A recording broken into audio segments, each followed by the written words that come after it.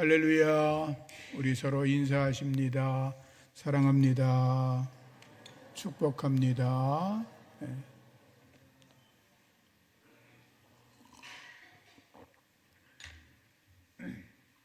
하나님의 은혜와 평강과 복이 여러분과 여러분의 가정에 영원하기를 축복합니다. 오늘 아마 점심때 떡이 준비가 되나 봐요. 우리 박문순 집사님, 윤은숙 집사님이 어머님 장례 모시고 성도들에게 감사하다고 대접을 하시는 겁니다. 이제 성탄 분위기가 조금 나죠. 성탄절을 준비하면서 성탄절 앞에 4주간을 대림절이라고 그럽니다. 앞에 있는 장식을 보시면 보라색 계통으로 했죠. 제가 한 후드도 보라색이죠. 주님의 대림절을 기다릴 때 우리가 쓰는 색깔이 보라색입니다. 가운데 앞쪽에 보면 촛불이 켜 있는데 하나만 켜 있죠. 다음 주에는 2개, 그 다음 주는 3개, 그 다음 주는 4개 켜 있다가 이제 성탄절을 우리가 맞이하게 되는 거죠. 성탄절은 하나님께서 사람의 몸을 입으시고 이 땅에 오신 것을 축하하며 경배하는 날입니다.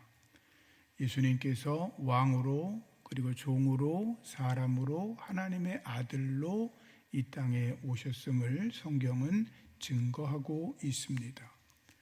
사복음서에서 특별히 마태복음은 예수님은 왕으로 오셨다. 마가복음에서는 예수님은 종으로 오셨다. 그리고 누가복음은 예수님은 사람으로 오셨다. 요한복음은 하나님의 아들로 오셨다라고 증거하고 있는데 대림절 4주 동안에 왕으로 종으로 사람으로 하나님의 아들로 오신 예수님에 대해서 말씀을 전하겠습니다. 오늘은 첫 번째 마태복음에서 기록하고 있는 예수님이 왕으로 오셨습니다 라고 하는 것에 대해서 말씀을 나누려고 합니다. 왕으로 오신 예수님은 성경에 아브라함과 다윗의 자손 예수 그리스도이시다라고 증언하고 있습니다. 마태복음 시작이 아브라함과 다윗의 자손 예수 그리스도의 계보라고 시작하고 있기 때문입니다. 이것은 예수님께서 다윗의 후손으로 법적인 후계자로 오셨다고 하는 것을 성경의 예언에 따라 오셨다는 것을 우리에게 증언하고 있는 것입니다. 근데 이러한 말씀들은 구약 성경의 여러 곳에 담겨 있는데 특별히 이사야서와 예레미야서의 예언으로 담고 있습니다. 우리 함께 읽겠습니다. 이는 한 아기가 우리에게 낳고 한 아들을 우리에게 주신 바 되었는데 그의 어깨에는 정사를 메었고 그의 이름은 기묘자라 모사라 전능하신 하나님이라 영존하시는 아버지라 평강의 왕이라 할 것이라. 그 정사와 평강의 더함을 무궁하며 또 다윗의 왕좌와 그의 나라에서 군림하여 그 나라를 굳게 세우고 지금 이후로 영원히 정의와 공의로 그것을 보존하실 것이라. 만군의 여호와 열심히 이를 이루리라. 아멘. 예수 그리스도가 평강의 왕으로 다윗의 왕자와 그 나라에서 군림하며 이런 표현을 통해서 예수님이 왕으로 오심을 말씀합니다. 예레미야서 29장 23장의 말씀 읽겠습니다. 여호와의 말씀이니라. 보라, 때가 이르리니 그가 왕이 되어 지혜롭게 다스리시며 세상에서 정의와 공의를 행할 것이며 그의 날에 유다에는 구원을 받겠고 이스라엘은 평안을 살 것이며 그의 이름은 여호와 우리의 공의라 일컬음을 받으리라. 아멘. 여기 말씀에도 다윗에게서 의로운 가지가 나타난다. 그가 왕이 되신다는 말씀들, 이런 말씀들을 통해서 우리 주 예수 그리스도가 아브라함과 다윗의 후손으로 오셨음을 성경은 예언하고 있습니다. 예수님은 왕으로 우리에게 오셨습니다. 두 번째 왕으로 오신 예수님은 성령으로 잉태되어 우리 가운데 오셨습니다. 마태복음 1장 18절 말씀에 예수 그리스도의 나심에 대해서 말하기를 그 모친 마리아가 요셉과 정혼하여 동거하기 전에 성령으로 잉태되었다라고 말씀하고 있습니다. 예수님은 남자의 씨가 아니라 성령으로 잉태되어 마리아의 몸을 빌려 이 땅에 오셨다는 것입니다. 마리아는 당시에 요셉과 정혼한 사이였습니다. 정혼에서 결혼까지는 보통 12개월의 기간이 있었는데 그 사이에 신부는 자신의 몸과 마음을 정결하게 하고 있어야 했습니다. 만약에 신부의 부정한 일이 일어나면 사람들에게 비난받는 것은 물론이고 이혼을 당하기도 하고 심지어 생명까지도 이를 수가 있었습니다. 마리아는 요셉과 잠을 잔 적이 없고 친정에 머물러 있었습니다. 그런데 성령으로 잉태한 마리아를 보고 요셉은 다른 남자와 잤을 거라고 생각을 하고 오해를 합니다. 그러나 의로운 사람이었던 요셉은 마리아와 조용히 헤어지려고 했습니다. 그녀의 죄를 물어 고통에 빠지는 것을 원하지 않았기 때문이었습니다. 그때 주의 사자가 요셉에게 나타났습니다. 마리아 데려오기를 무서워하지 마라. 저에게 잉태된 자는 성령으로 잉태된 것이라. 요셉은 천사의 지시를 따라 마리아를 아내로 맞이합니다. 동정녀 마리아는 예수님을 낳았습니다. 마태복음 1장 21절에는 기록하기를 아들을 낳으리니 이름을 예수라 하라. 이는 그가 자기 백성을 저희 죄에서 구원할 자라고 말씀하고 있습니다. 예수님은 자기 백성을 죄에서 구원하시는 왕으로 우리에게 오셨습니다. 세 번째, 왕으로 오신 예수 그리스도는 동방 박사들의 경배를 받으셨습니다. 동방 페르시아에서 예루살렘에 도착한 박사들은 헤롯 왕을 찾아가서 묻습니다. 유대인의 왕으로 태어나신 분이 여기 계십니까? 우리가 그분에게 경배하기 위하여 별을 보고 이곳까지 따라왔습니다. 동방의 박사들은 학문에 능통한 자였습니다. 천문학자들이었습니다. 많은 책들을 읽어 지식이 높은 사람들이었습니다. 그런데 그들은 구약 성경을 읽었는데 그곳에 보면 야곱의 별이 나타나면 이스라엘의 위대한 왕이 나타나신다고 하는 예언을 알고 있었습니다. 자, 말씀을 읽겠습니다.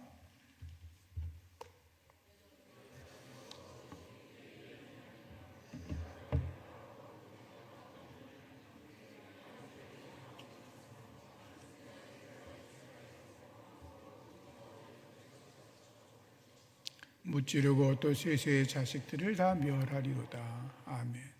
여기 말씀에 보면 한 별이 야곱에게서 나오며 이런 말씀이 나오죠. 한 규가 이스라엘에게서 일어나 이런 말씀이 나오는데 이 말씀 한 별, 야곱의 별이 나타나면 한 규를 지니신 이스라엘의 임금 왕이 태어난다는 것을 유대인들이 아니라 동방의 박사들은 알고 믿었던 것입니다. 그래서 그들은 하늘에 나타난 큰 별을 보고 야곱의 별이라고 믿고 이스라엘의 위대하신 왕 메시아를 경배하기 위해서 800km나 떨어진 먼 길을 밤을 낮으로 삼아 걸어와서 경배를 했던 것입니다. 예루살렘에 찾아와서 유대인의 왕으로 나신 분을 보여달라고 하니까 헤롯 왕이 깜짝 놀랐습니다. 헤롯은 포악한 왕이었습니다. 자기의 왕권을 유지하기 위해서 아내와 장모, 심지어 아들과 형제까지 죽였던 자였습니다. 헤롯은 자기가 낳지도 않은 왕이 태어났다는 말을 듣고 분노하기도 하고 불안했을 것입니다. 그래서 대제사장과 서기관들을 불러 묻습니다. 그리스도가 어디서 나겠느냐? 그들이 미가서 5장 2절의 말씀을 찾아 읽어줍니다. 읽습니다. 베들레헴 에브라다야, 너는 유다 족속 중에 작을지라도 이스라엘을 다스리는 자가 내게로 나올 것이라. 그의 근본은 상고의 영혼에 있느니라. 아멘. 그들은 말합니다. 베들레헴에서 태어난다 라고 이야기합니다. 그래서 헤롯 왕은 이야기하지요. 유대인의 왕으로 오시는 분은 여기 예루살렘이 아니라 여기서 10km 더 떨어지면 베들레헴에 있는 곳이 있는데 그곳에서 태어나신다. 가서 그분을 보면 경배하고 내게도 알려달라고 이야기를 합니다. 동방박사들은 즉시로 베들레헴으로 발걸음을 옮겼습니다. 그들이 떠날 때 하늘에서 야곱의 별이 나타났고 그들은 큰 기쁨으로 그 별을 따라 베들레헴까지 가서 아기 예수를 만나 경배하였습니다. 그러나 경배한 후에 동방박사들은 천사들의 말을 듣고 헤롯 왕에게로 돌아가지 않고 다른 길을 통해서 고향 땅으로 내려갔습니다. 그리고 헤롯은 베들레헴 주변의 2살이야 어린아이를 전부 다 죽여버리고 말았습니다. 이것도 예레미야에 예언된 사건이었죠. 동방박사들은 아기 예수님을 만나서 황금과 유향과 몰약을 예물로 드렸습니다. 황금은 하늘과 땅의 왕이신 예수님의 왕권을 상징하는 것이고, 유향은 예수님께서 신성을 나타내는 것으로 예수님이 제사장 되셨음을 드러내는 것이고, 몰약은 예수님의 인성을 말하는 것인데 예수님의 십자가와 죽음의 희생을 통해서 죄인을 구원하시는 메시아로 오셨다는 것을 우리에게 말씀하고 있는 것입니다. 동방의 박사들은 예수님이 왕으로 오셨다, 유대인의 왕으로 오신 그분이 메시아다라고 고백을 했고 그분께 경배했던 것입니다. 예수님은 왕으로 우리에게 오셨습니다. 네 번째, 왕으로 오신 예수님은 천국 복음을 선포하셨습니다. 예수님은 회개하라, 천국이 가까웠다 라고 선언하셨습니다. 천국은 마태복음의 주제입니다.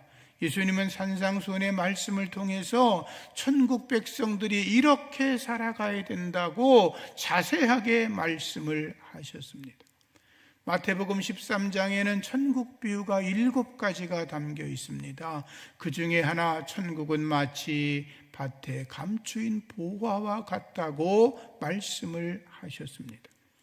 어떤 사람이 주인의 밭을 갈다가 밭에 숨겨진 보화를 발견하고 그것을 자기의 소유로 삼기 위해서 집안의 모든 재산을 팔아서 그 밭을 샀다라고 하는 이야기이죠. 옛날에는 자기의 재물을 항아리나 통에 담아서 땅속에 묻어두는 일들이 많았습니다. 은행이 없었으니까요. 그러다가 전쟁이 나면 모든 것을 버려두고 도망을 가야 했습니다. 전쟁이 끝나서 돌아와서 그것을 찾으면 다행이지만 포로로 끌려갔거나 목숨을 잃어버리면 그 땅에 숨겨진 것은 어느 누구도 찾을 수가 없었습니다. 그러다가 오랜 세월이 지나 농사를 짓다가 땅을 파다 보면 그런 이제 보화를 발견하는 일이 종종 있었던 거죠. 그런데 그 땅을 팠던 농부가 그 보화를 가지고 싶었지만 그 보화는 그 땅 주인의 소유였기 때문에 그 농부가 그것을 얻으려고 자기의 모든 소유를 팔아 그 땅을 샀고 그 땅에 있던 보화도 자기 것으로 취했다라고 하는 말씀이죠. 사랑하는 성도님들, 천국을 소유하는 것은 내 생명과 내 소유 전체를 바꾸고도 남는 장사라는 것입니다. 이 땅에서의 삶은 유한하고 천국의 삶은 영원하기 때문입니다. 이 땅에서의 삶은 눈물과 슬픔과 고난의 연속이지만 영원한 하나님의 나라에서는 기쁨과 행복이 가득하기 때문인 것입니다. 천국을 소유하시기를 축복합니다. 예수님은 그 외에도 씨 뿌리는 비유, 가라지 비유, 겨자씨 비유, 누룩의 비유, 값진 진주의 비유, 그리고 각종 물고기를 모으는 그물의 비유를 말씀하시고, 그 뒤에도 보면 포도원 품꾼의 비유, 농부의 비유, 혼인잔치의 비유, 열처녀 비유, 달란트 비유, 그리고 백보자 심판의 비유 등등을 통해서 하나님의 나라 천국에 대해서 말씀하십니다.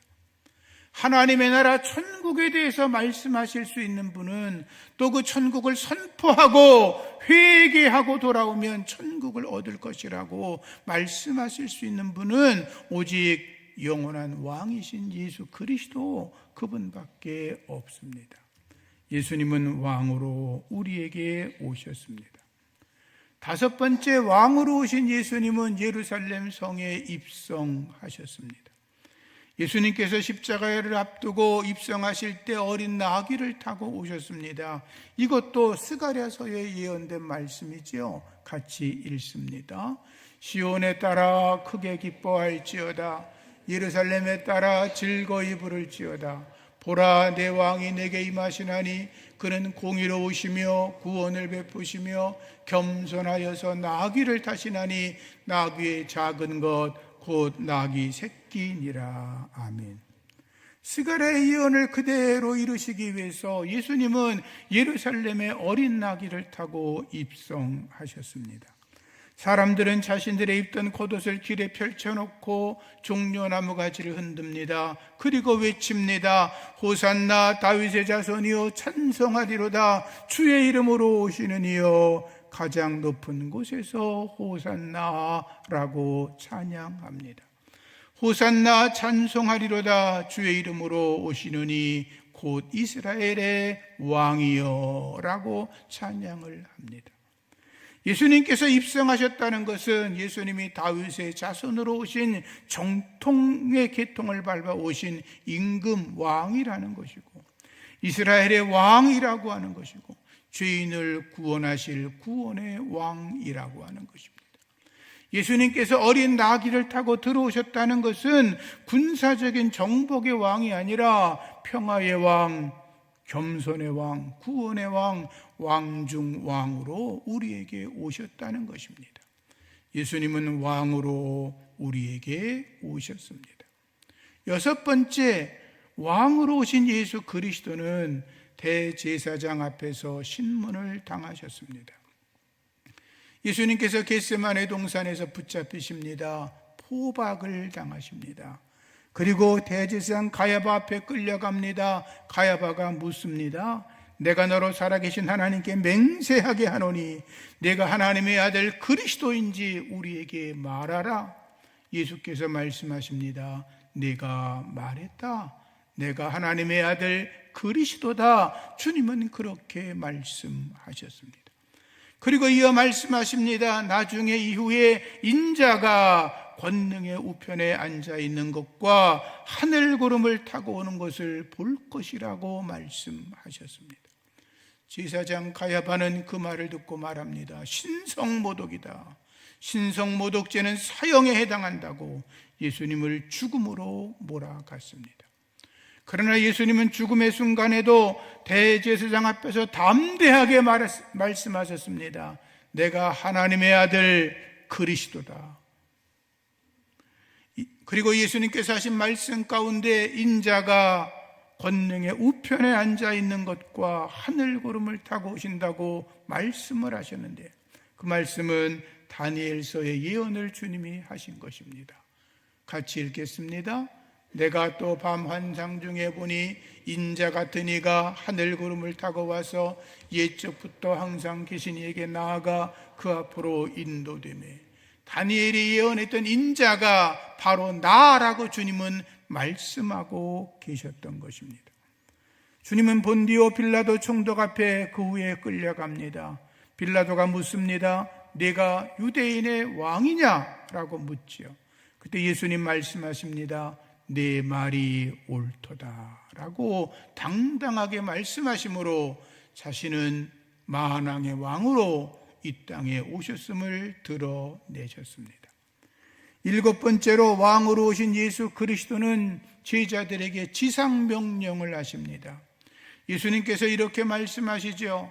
하늘과 땅의 모든 권세를 내게 주셨으니 그러므로 너희는 가서 모든 민족으로 제자를 삼아 아버지와 아들과 성령의 이름으로 세례를 베풀고 내가 너희에게 분부한 모든 것을 가르쳐 지키게 하라. 볼지어다 내가 세상 끝날까지 너희와 항상 함께 있으리라 라고 하십니다. 하늘과 땅의 모든 권세를 받으신 분이 누구십니까? 그분은 만왕의 왕 예수 그리스도이십니다. 하늘과 땅의 모든 권세를 가지고 제자들에게 명령하십니다. 가라, 모든 족속을 제자로 삼아라 라고 말씀하십니다. 어디 정해진 조그마한 땅이 아니라, 조금 넓은 영토를 가진 땅이 아니라 온 세상 땅끝까지 가서 모든 자를 제자로 삼아라, 만왕의 왕께서 명령하셨습니다. 만왕의 왕이신 예수 그리스도가 말씀하십니다. 아버지와 아들과 성령의 이름으로 세례를 베풀어라. 성부와 성자와 성령 삼위일체 하나님의 이름으로 세례를 베풀라고 말할 수 있는 이는 하나님밖에 없습니다. 그분은, 예수님은 하나님이셨으며 동시에 이 땅에 왕으로 오신 하나님이십니다. 그리고 하늘과 땅의 모든 권세를 가진 예수님께서 말씀하십니다. 내가 세상 끝날까지 너희와 항상 함께 있으리라. 세상 끝날까지 영원토록 함께 하실 분은 오직 왕이신 예수 그리스도밖에 없습니다.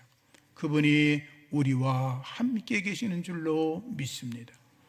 예수님은 왕으로 우리에게 오셨습니다. 그래서 우리는 만왕의 왕이신 예수님에게 합당하게 경배를 드려야 합니다. 동방박사들이 예수님께 찾아와 경배했다라고 하지 않습니까? 경배라고 하는 말은 상대방에게 존경을 표하면서 무릎을 꿇고 엎드려 그 앞에 나아가 그분의 손과 발에 입을 맞추는 것을 경배라고 그럽니다. 그러니까 이 말은 동방박사들이 아기 예수님, 이제 갓 태어난 아기에게 무릎 꿇고 엎드려 경배하고 선물을 드리고 그분에게 입 맞추며, 자기들은 박사지만 세상에 탁월한 자들이었지만 그분 앞에서 바짝 엎드려 경배했다는 것입니다. 마치 마리아가 예수님의 발에 향유를 부어드리고 머리카락으로 예수님의 발을 씻어드리면서 눈물을 흘리며 경배했던 것처럼 우리도 예수님 앞에 나아가 그분께 경배해야 될 줄로 믿습니다. 그날이 바로 성탄절이고 우리가 그날을 대망하며 기다리고 있는 것입니다. 마음을 다하고 성품을 다하고 뜻을 다하여 예배하시기 바랍니다. 신령과 진정으로 예배하시기 바랍니다. 우리의 몸을 하나님의 기뻐하시는 거룩한 산제사로 드리시기 바랍니다. 우리의 모든 소유를 주님께 드리며 그분께 경배할 수 있기를 바랍니다. 마지막으로 하나님의 음성에 귀 기울여야 합니다.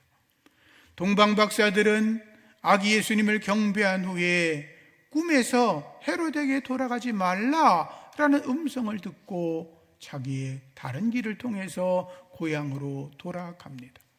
동방의 박사들은 하늘에 나타난 야곱의 별의 계시를 보고 메시아가 태어났음을 알았습니다. 요셉은 꿈속에서 하나님의 사자들의 말을 듣습니다. 임신한 마리아를 향한 의심을 거두고 아내로 맞아들이라는 말을 듣고 결혼을 서두릅니다. 헤롯 왕이 아기를 죽이려고 할 때는 천사들이 애굽으로 피하라는 말을 듣고 애굽으로 피했고, 헤롯 왕이 죽은 이후에는 다시 천사들의 음성을 듣고 그들은 이스라엘 땅으로 돌아가고 나사렛으로 내려가는 것을 볼 수가 있습니다. 믿음의 사람들은 세미한 하나님의 음성을 들을 수 있어야 합니다.